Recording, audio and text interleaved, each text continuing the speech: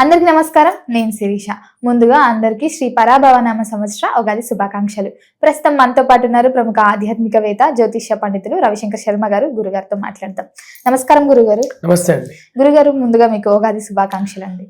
YouTube ప్రేక్షకులకి, ఎవరైతే ఈ యొక్క వీడియోను వీక్షిస్తున్నారో వారందరికీ కూడా ఈ యొక్క శ్రీ పరాభవనామ సంవత్సర శుభాకాంక్షలు. వారి యొక్క మనసులో ఉన్నటువంటి కోరికలు ఏవైతే గత సంవత్సరంలో పరిపూర్ణం చెందలేదో ఈ సంవత్సరంలో అవన్నీ కంపల్సరీగా నెరవేరాలని చెప్పి ఆ దేవుడిని ప్రార్థిస్తున్నాను. గురుగారు, ముఖ్యంగా ఉగాది అనగానే చాలా మందికి జాతకాలు గుర్తుకొస్తాయి. ఈ సంవత్సరం మాకు ఎలా ఉంది, ఎలా ఉండబోతుంది, ఆర్థికంగా, ఆరోగ్యపరంగా ఎలాంటి డెవలప్మెంట్స్ ఉన్నాయని. ముఖ్యంగా చూసుకుంటే ద్వాదశ రాశిలో ఉన్న ధనుసు రాశి వారికి ఈ సంవత్సరం ఎలా ఉంటుందంటారు? ఎలాంటి రంగాలలో కలిసి వస్తుందంటారు? నవగ్రహాల ప్రభావం ఈ రాశి వారికి ఎలా ఉంటుందంటారు?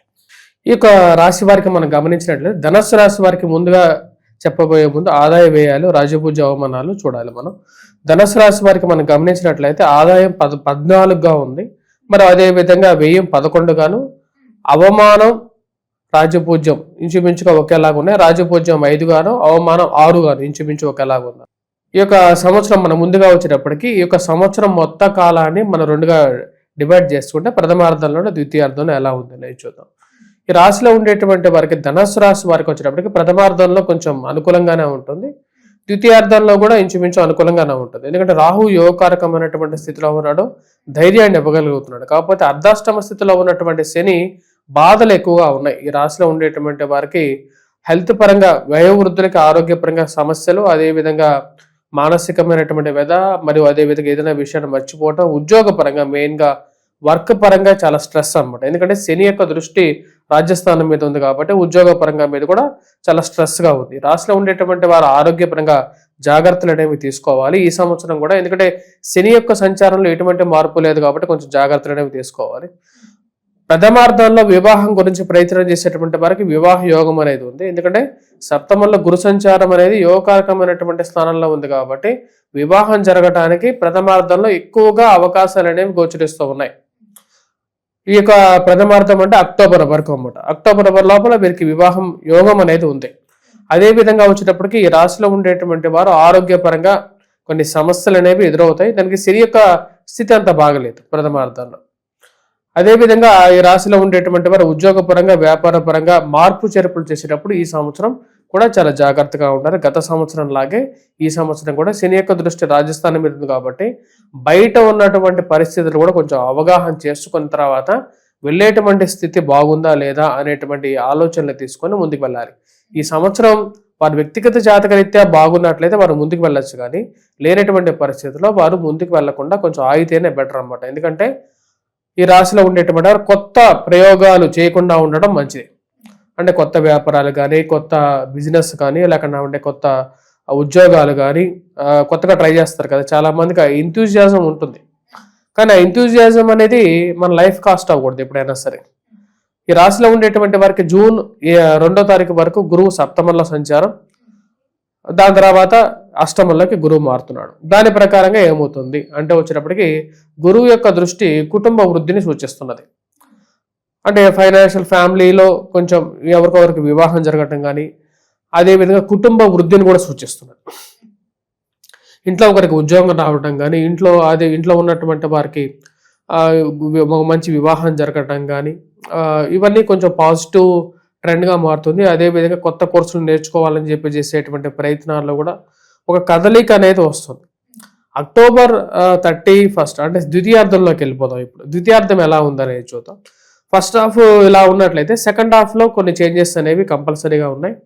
ఎందుకంటే గురువు అతిచార స్థితిలో ఉన్నాడు. అక్టోబర్ 30వ తారీఖున నుంచి డిసెంబర్ 5వ తారీఖు వరకు కూడా ఇంచుమించుగా చెప్పాలంటే గురువు మరియు అదేవిధంగా కేతు యొక్క కలయిక భాగ్యస్థానంలో జరుగుతుందన్నమాట. So second half is very very critical for these people.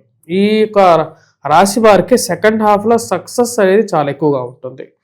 మెయిన్గా సంతాన ప్రాప్తి కలగటం, అదేవిధంగా వివాహ ప్రాప్తికి కూడా అక్టోబర్, నవంబర్ అంటే అక్టోబర్ ఎండింగ్, అక్టోబర్ 30 అనుకోండి, అక్టోబర్, నవంబర్, డిసెంబర్, జనవరి ఈ 3 monthsలో వీరికి వివాహ యోగం కానీ, అదేవిధంగా సంతాన ప్రాప్తి కానీ సెకండ్ ఫేజ్లో కలగడానికి అవకాశం అనేది ఉంది. అదేవిధంగా ఆరోగ్యపరంగా కూడా కొంచెం అనుకూలత అనేది సెకండ్ ఫేజ్లో ఉంటుంది వీరికి.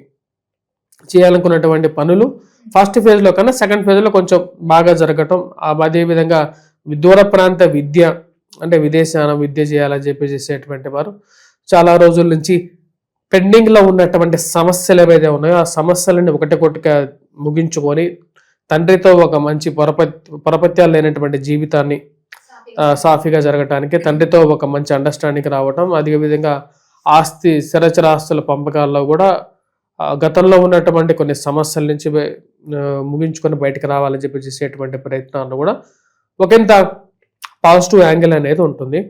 ఈ రాశిలో ఉండేటువంటి వారికి సెకండ్ హాఫ్లో ఎక్కువ పాజిటివ్ రిజల్ట్స్ ఉంటాయి. అదేవిధంగా సెకండ్ హాఫ్లో కొన్ని ఇష్యూస్ కూడా ఎదురవుతాయి వీరికి. మెయిన్గా అధికమైనటువంటి ఖర్చు, అది ఒక పెద్ద ప్రాబ్లంగా ఉంటుంది వీరికి. ఎందుకంటే రాహు యొక్క మార్పు ఉంది డిసెంబర్ 5వ తారీఖున తర్వాత నుండి. సో డిసెంబర్ 5వ తారీఖు వరకు బాగుంది. డిసెంబర్ 5వ తారీఖు తర్వాత కొంచెం ప్రాబ్లమాటిక్ కండిషన్లు ఎదురవుతాయి.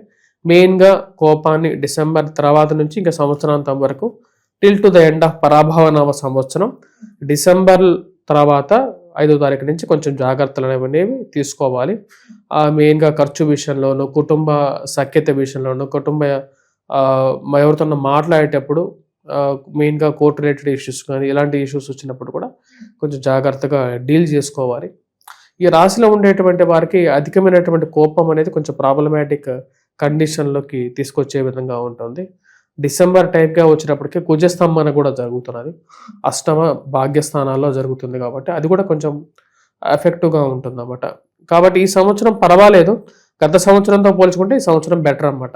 ధనుసు రాశి వారికి గత సంవత్సరంలో చాలా డల్ పీరియడ్, అంటే ప్రజెంట్ నడుస్తున్నటువంటి విశ్వావసు నామ సంవత్సరం అనేది చాలా డల్ పీరియడ్.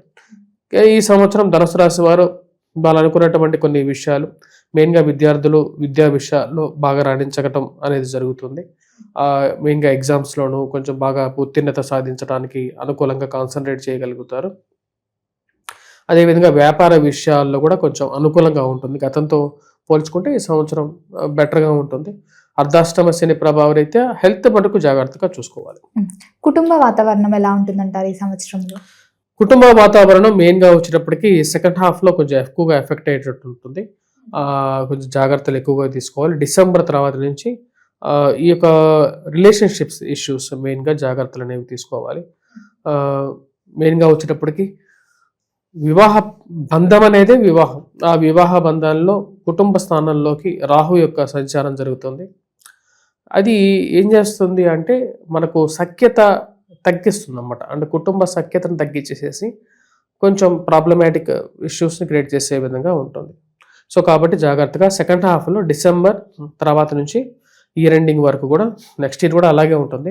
1.5 year రాహు యొక్క సంచారం ఉంటుంది కాబట్టి రాహు యొక్క మార్పు డిసెంబర్ తర్వాత నుంచి ఇంకా అలాగే ఉంటుంది. ముఖ్యంగా చూసుకుంటే గురుగారు, ఈ ధనుసు రాశి వారికి ఈ సంవత్సరం స్వభావం ఎలా ఉంటుందంటారు? అంటే ప్లస్ మైనస్ చూసుకుంటే ఎలా ఉండొచ్చు అంటారు ఈ సంవత్సరంలో? ఈ సంవత్సరం ఈ యొక్క రాశి వారికి స్వభావ రీత్యా అంటే వీరిని ఎక్కువగా బాధించేటువంటి వారు ఉంటారు, వారి వల్ల వీరు ఎక్కువ బాధింపబడుతూ ఉంటారు. గతంతో పోల్చుకుంటే ఈ సంవత్సరం కొంచెం బాధింపబడినప్పటికీ కూడా కొంచెం సక్సెస్ ఉంటుంది, అట్లా ఉంటుంది అన్నమాట.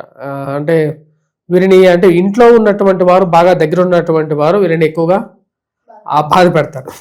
నక్షత్ర ఫలితాలు ఎలా ఉన్నాయంటారు ఈ యొక్క సంవత్సరం? నక్షత్ర ఫలితాలు చూద్దాం. ముందుగా కందాయ ఫలాలు ఈ యొక్క 3 నక్షత్రాలకి, ముఖ్యంగా వచ్చేటప్పటికి ధనుసు రాశిలో ఉన్నటువంటి మూల, పూర్వాషాఢ, ఉత్తరాషాఢ నక్షత్ర జాతకాలకి ఎలా ఉంది అనేది మనం చూద్దాం. ముందుగా వచ్చేటప్పటికి మూల నక్షత్ర జాతకులకి ప్రథమార్థం అంటే స్టార్టింగ్ ఫ్రమ్ మార్చి నుంచి మనం చూసినట్లయితే till to the March to July వరకు కూడా ఒక ట్రై సెమిస్టర్లో ఫస్ట్ సెమిస్టర్గా దాన్ని చెప్పచ్చు. అంటే మొదటి 4 నెలలుగా దీన్ని మనం చెప్పచ్చు అన్నమాట. అంటే మూలా నక్షత్ర జాతకులకి మొదటి ట్రై సెమిస్టర్లో అంటే 4 నెలలు చాలా అనుకూలంగా ఉంటుంది. వృత్తిపరంగా, వ్యాపార పరంగా కూడా చాలా అనుకూలంగా ఉండేటువంటి పీరియడ్. అనుకున్నటువంటి పనులు ముందుకి జరపగలుగుతారు. కష్టమో నష్టమో ఆదాయం వ్యయాలు బాగానే ఉంటాయి, డబ్బు సంపాదించగలుగుతారు. జూలై తర్వాత నుంచి నిష్ఫలితంగా ఉంటుంది అన్నమాట. అంటే ఎక్కువ ఖర్చు ఉంటుంది, వచ్చేటువంటి ఫలితం తక్కువగా ఉంటుంది. దానివల్ల కొంచెం ప్రాబ్లమాటిక్గానే ఉంటుంది అన్నమాట సెకండ్ హాఫ్లో వచ్చేటప్పటికి. అంటే కరెక్ట్గా మధ్యస్థంగా చెప్పాలంటే జూలై టు నవంబర్ వరకు కొంచెం ప్రాబ్లమాటిక్గా ఉంటుంది. నవంబర్ తర్వాత నుంచి మళ్ళీ రికవరీ మోడ్లోకి ఉంటారు. కొంచెం అనుకున్నటువంటి పనులను లైన్లో పెడతారు. చేయాలనుకున్నటువంటి వృత్తిపరంగా కానీ వ్యాపార పరంగా కానీ ముందుకు తీసుకురావడం అనేది చేయగలుగుతారు. తర్వాత పూర్వాషాఢ నక్షత్ర జాతకులకి చాలా అనుకూలంగా ఉంటుంది. వృత్తిపరంగా వ్యాపార పరంగా ఫైనాన్షియల్గా డబ్బు దాచిపెట్టడం కానీ, బంగారం కానీ, నగలు కానీ, ఇంట్లో వస్తువులు కానీ కొనగలుగుతారు. గృహ సంబంధితమైన విషయాలు అంటే ఇంటి సొంత గృహం కొనుక్కోవాలనుకునేటువంటి చేసేటువంటి ప్రయత్నాలు కూడా జూలై వరకు సాధించగలుగుతారు. జూలై నుంచి నవంబర్ వరకు కొంచెం స్లో డౌన్లో ఉంటుంది. ఈ యొక్క పీరియడ్లో వచ్చేటప్పటికి వీరు చేసేటువంటి పనికి తగినంత ఫలితాన్ని పొందగలుగుతారు. డిసెంబర్ నుంచి మళ్ళీ తిరిగి ఏప్రిల్ వరకు కూడా వచ్చేటప్పటికి మళ్ళీ పుంజుకొని అంతకుముందు ఉన్నటువంటి స్థితిని వీరు పొందడం అనేది జరుగుతుంటుంది.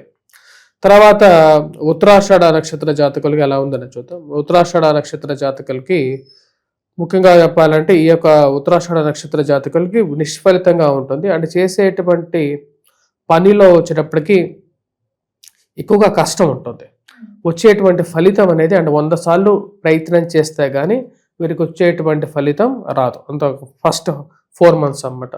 అంటే ఎప్పటి వరకు? జూలై వరకు. జూలై నుంచి మళ్ళీ తర్వాత మళ్ళీ పుంజుకోగలుగుతారు. డిసెంబర్ వరకు వీరు అనుకున్నటువంటి పనులు మధ్య పీరియడ్లో వీరు సాధించగలుగుతారు.